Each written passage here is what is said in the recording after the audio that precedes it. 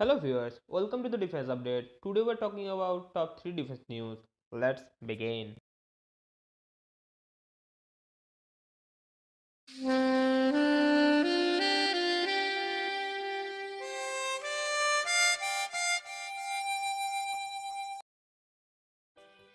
Our first news is submarine launched ballistic missile K-4 test imminent.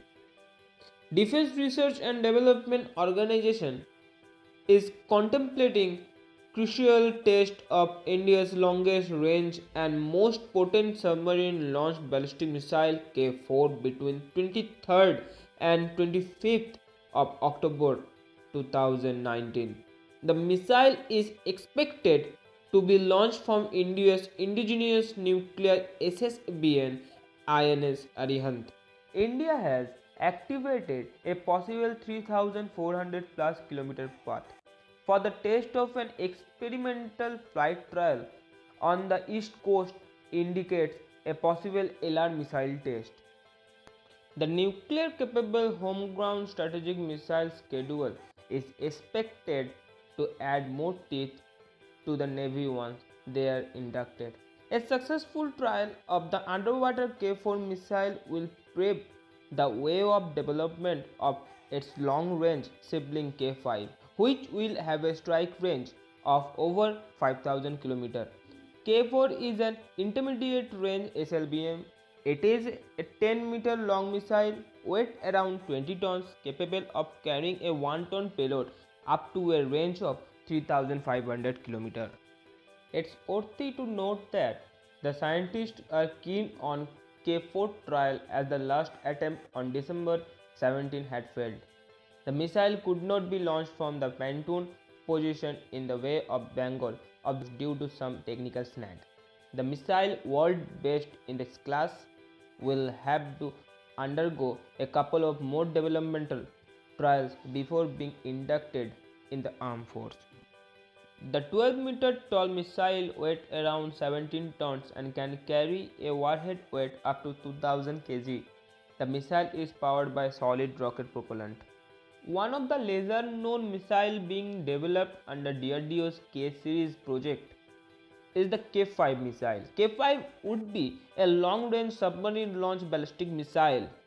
It reportedly can deliver nuclear warhead of up to 1 ton 5,000 km away. Other missiles under K-series 750 km range K-15 and 3,500 km range K-4 have already been test fired successfully several times. Both the missiles have strengthened the country's position in the exclusive club of 6 nations including Russia, US, France, UK and China, which have the capability of firing nuclear-tipped missiles from air, land and undersea.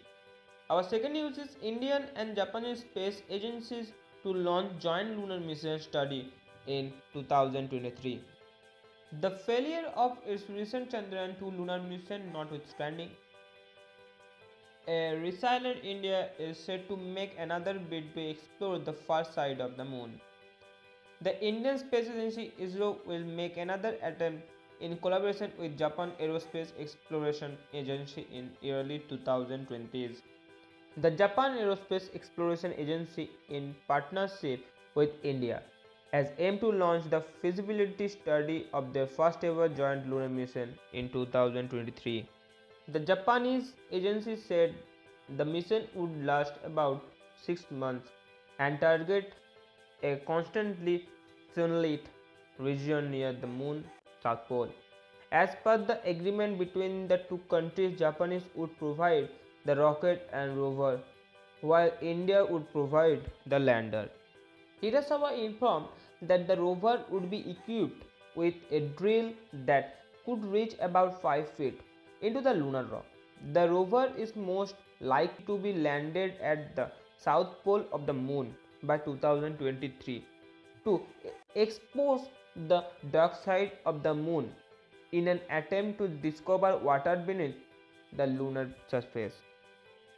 In March this year, officials from the two countries discussed that plan during the inaugural Indian-Japan Space Dialogue in New Delhi.